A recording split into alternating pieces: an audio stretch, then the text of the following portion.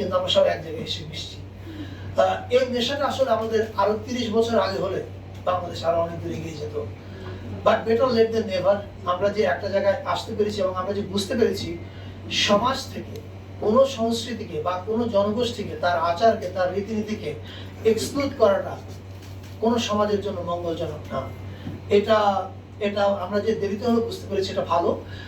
এখানে হামিদ ভাই যোগ করতে করতে বলেছিলেন যে এই প্রথম উনি কোনো কি বলে এই ধরনের মন্ত্রণালয় অনুষ্ঠানে ডাক পেয়েছেন 4 দশকে।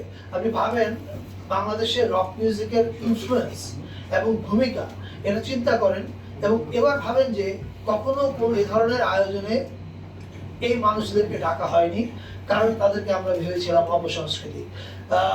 এই যে সকল সংস্কৃতিকে এক জায়গায় আনার, সংস্কৃতি সব ধারাকে, এটা আমি মনে করি যে 30 বছর আগে হওয়ার কথা ছিল, অ্যাজ আই সেড, বাট আমরা এখন করবার চেষ্টা করছি এবং আমরা বিশ্বাস করি এবারের শোভাযাত্রা যেটা চারুকলা থেকে বের হবে, সেখানে আপনারা সত্যিকার অর্থে নতুন জিনিস দেখবেন। মানে ভিজুয়ালি আপনাদের চোখেই পরিবর্তন দেখতে পাবেন অনেক। সেটা এখন আমরা ডিটেল না বলছি, ইটস এ টিজার। যারা অংশগ্রহণ করবেন তারা প্রত্যেকে নিজেরাই নিজেদের চোখে দেখতে পাবেন যে পরিবর্তনগুলো কিভাবে ঘটছে। তবে আসলেই নতুন কিছু দেখবেন, নতুন রং দেখবেন, নতুন গন্ধ পাবেন, নতুন সুর পাবেন। আর এছাড়া অন্যান্য অনুষ্ঠানের তালিকা বুলেট পয়েন্ট করে আপনাদের এটা বন্ধ করে দিলে ভালো হয়। বুলেট পয়েন্ট করে নিশ্চয় দেওয়া হবে। মাত্র তো আমরা মিটিং শেষ করলাম, ফলে রেজলিউশন লিখতে সময় লাগবে।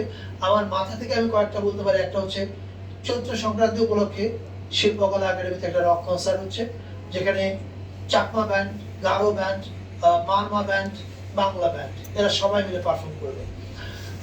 আবার চৈত্র সংক্রান্তি উপলক্ষে সোহরাওয়ার্দী উদ্যানে যে মুক্ত মঞ্চ আছে, সেখানে বাংলার বাউল এবং ফকিররা গান গাইবেন, ওদের একটা উৎসব হবে ওখানে। এছাড়া 14 তারিখে সংসদ ভবনের সামনে একটা সাংস্কৃতিক অনুষ্ঠান এবং ড্রোন শোর আয়োজন করা হবে। ড্রোন শো হচ্ছে চাইনিজ এমবিসির সহযোগিতায়, তারা আমাদেরকে এই সাপোর্টটা দিচ্ছে। সেখানে আপনারা বিকেলবেলা গান শুনবেন এবং সন্ধ্যার পরে দেখবেন যে সংসদ ভবনের উপরে বাংলার আকাশে কিছু ড্রোন দিয়ে কিছু ইমেজ তৈরি করা হচ্ছে। সো এটা হবে হচ্ছে সংসদ ভবনে। এছাড়া সুরের ধারার কথা আপনারা জানতেন যে তারা লালমাটি এবং চিনমন্ত্রী সম্মেলন কেন্দ্র করতো, কিন্তু এবার তারা করবে হচ্ছে ধানমন্ডি 8 নম্বরের যে রবীন্দ্র সরোবর এবং এর পার্শ্ববর্তী এরিয়াগুলো যে আছে সেখানে তাদের গানের অনুষ্ঠান হবে এবং মেলার মতো আয়োজন হয়, সেই জিনিসগুলো হবে।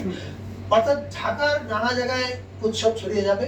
এছাড়া সারা দেশে আপনারা যেরকম শুনলেন যে প্রত্যেকটা জেলায় এবং প্রত্যেকটা উপজেলায় আমাদের সচিব মহোদয় বলেছে, আমি আবার রিপিট করছি, এর আগে যে সংস্কৃতি মন্ত্রণালয় থেকে যে বরাদ্দ দেওয়া হতো, আমরা সেই বরাদ্দকে এবার দ্বিগুণ করেছি প্রত্যেক জেলার জন্য এবং প্রত্যেক উপজেলার জন্য।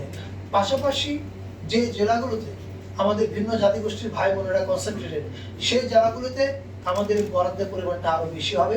সেটা কত হবে কালকের মধ্যেই মন্ত্রণালয় থেকে চিঠি দিয়ে জানানো হবে। আপাতত আমার এই বলবার কথা এই আছে। আর আপনাদের